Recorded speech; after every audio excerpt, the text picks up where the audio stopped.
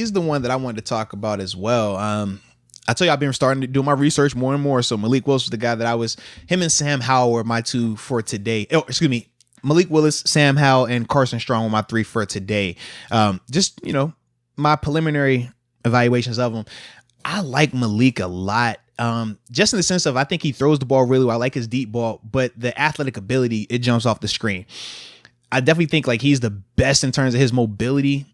I just don't know if he is going to develop and be that Lamar Jackson type, in the sense of, like, when you watch Lamar run, Lamar is like lightning. It jumps off the screen. Whereas with Malik, he is elusive. He's fast, but it's not like blazer. And he takes shots. That's the other part. You don't really see Lamar take big hits or get hit a lot.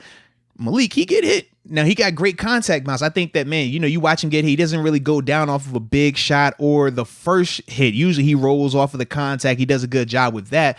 But as a whole, I just don't like that part. I would, if I'm coaching, I'm telling him, hey, at the NFL level, this is not, Conference USA or the American Conference. These type of guys that are hitting you.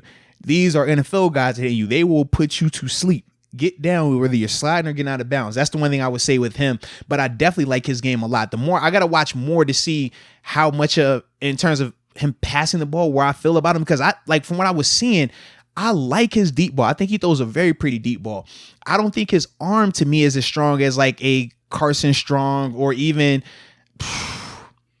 a Matt Corral. I like his deep ball as well. Now, because we know, like, I feel like Kenny, passing wise, I like him probably the best right now, or up there at the top of it. But in terms of Malik, like, in terms of just quarterback play, I like what I was seeing from him total package, because he can throw at a high level, he can run at a high level, and the other guys aren't really doing it to that in both avenues. Right now with Carson Strong, he's a guy that I'm surprised isn't talked about a lot more. You see what I was saying? Because to me, I think he has an amazing, like, he has a cannon, bro. Like, he puts me in the mind of a Josh Allen without mobility. Like, when I look at him, I'm like, you're Josh that can't run. I think he's 6'8", like something freakish big. And like I said, he is thick, but he can't move up. But it's not a deal breaker for me in the sense, because I do think that he is a good enough passer that he can operate solely out the pocket, but you just got to make sure he has the protection around him. And he has to understand how to read the pocket, climb in the pocket. Brady's a prime example. Brady lasted how long? Brady isn't a mobile quarterback. Peyton Manning is another guy. How long did he last? Excuse me. You can get away with it as long as you understand how to climb in the pocket, as long as you understand in terms of your offensive line. Because think about it, Brady didn't have like elite tackles, but he knew, okay, if they can't protect every time for 7 seconds, I'd need to get multiple drives or multiple, I need to get multiple first downs to keep the drive going, and then I could take my shot. He understood that, and he implemented what? I'm a drop back, quick passing game and underneath you to death, and then take the shot deep. Carson Strong could do those same exact things. So for me, I was liking what I saw from him. I guess I got to watch more of him though. The last guy is Sam Howell. Now, it's weird because I was a lot higher on him earlier this year / last year. The more I'm watching him now from this season, though, like especially later on, I'm not feeling him as much, bro. Baker. Yes, and I've told you, I said I don't share the same sentiment of everyone where, oh, Baker's a terrible quarterback, he's the worst quarterback in this. Now, I think Baker's a good quarterback, he's just not a great quarterback. He's in that same vein when you talk about your Cousins, when you talk about the not Tannehill. I'm trying to think of some more like mid-tier guys where it's like, yo, they're good, they're serviceable, or Jimmy G, he's another guy, right? It's like they can make some throws, they can have an occasional game where they throw for 300, but it's not consistent enough. If they have a down game, you're gonna need everybody around to be perfect. They're not force multipliers. When I watch Sam Howell, it's like, man, he's short. He's not as fast, but he tries to run. He tries to use his legs to like make you play certain coverages and dictate stuff. And that's one of the things that jumps off about Malik. It's like with Malik, he can make you dictate. You play them zone, them man-to-mans or them zero blitzes, man. A lot of his tape is, okay, I will pull it and hit you for 50. Sam tries to do that, but Sam ain't got that in him. You know what I mean? Sam, he get the running around. I'm like, bro, this in the NFL, we're catching that. You know what I mean? Like that worked in the ACC. That's not working on Sundays.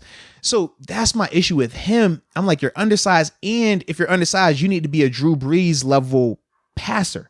And that's the thing we thought with Baker. It's like, okay, if Baker's undersized, can he throw to the level of a Drew?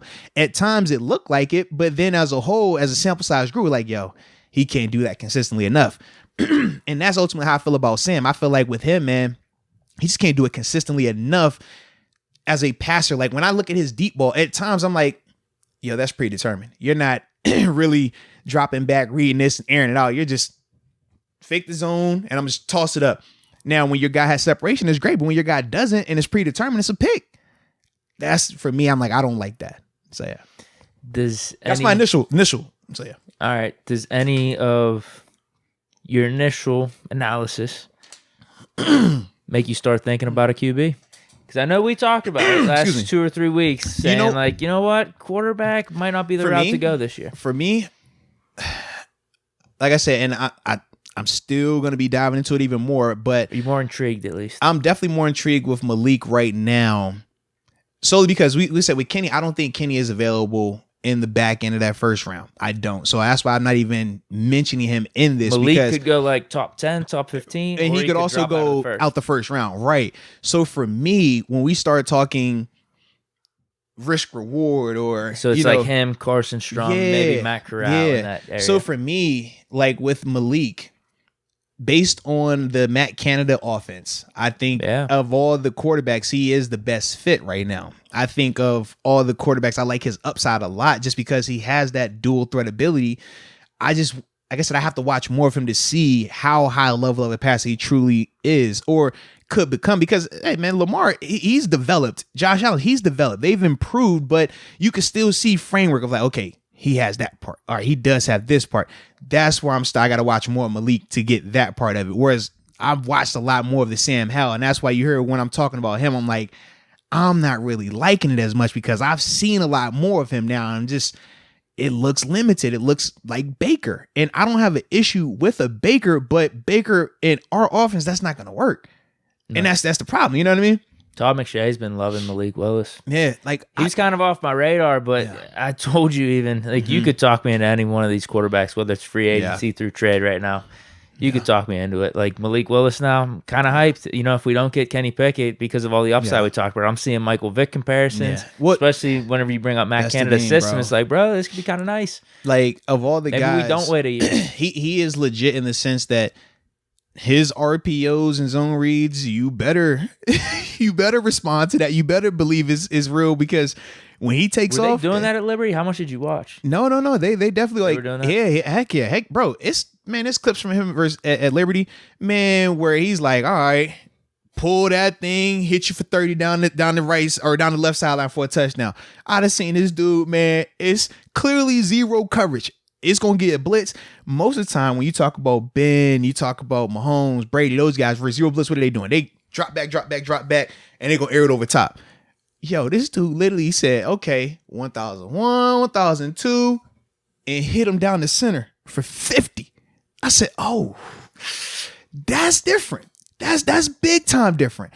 Because now it's one thing to be elusive and you can make a guy miss. It's one thing if, you can get the straight line speed, but you don't have the lateral.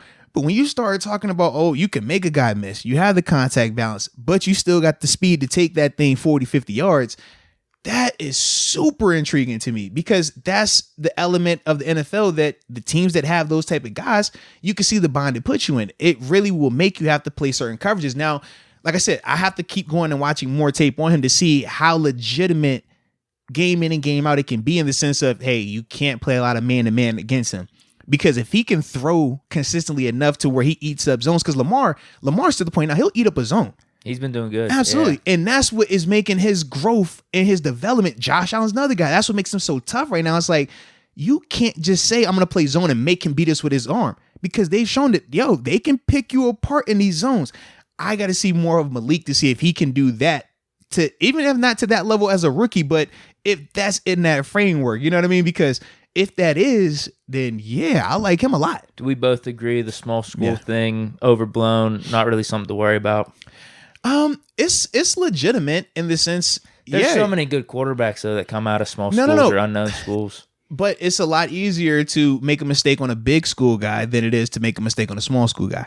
You make a mistake on a small school guy, you don't get a lot of those. We absolutely. That, right? Your job is more on the line. Yeah, that's just the nature of it. So you have to evaluate those smaller school guys a lot more. That's why even me talking about Malik, it's like, man, if Malik played at Alabama, I don't have to get up here and talk. Oh, I like this, but I need to check this before I make this. Everything. You know what I mean? Yeah. Whereas if you're at Alabama, it's like, oh, no, he's just nice. Why is that? Because he's just nice. You know what I mean? Like, it's just a different part of it right there. So that's the only thing with Malik, very similar with Carson. With Carson Strong, I'm like, I like your arm. I like your accuracy. But is it because you played at Nevada and I'm watching you play against, was it Boise State and stuff like that? Like, that's the part. But then I also realized that, hey, you're not out here in Nevada with Alabama receivers. You got Nevada level receivers. So it's still, the talent is there. So that's for me why I'm like, I'm not, it's not an end all be all for me, but I do look at those guys a lot harder because of that. Okay. So, yeah. I got what you're saying. Yeah, because you see Josh Allen, like even Wentz, as much as we would say his career has been a good disappointment. Yeah, I think we could say that was a pretty fair pick. Absolutely. Tony Romo coming out of nowhere. Yes.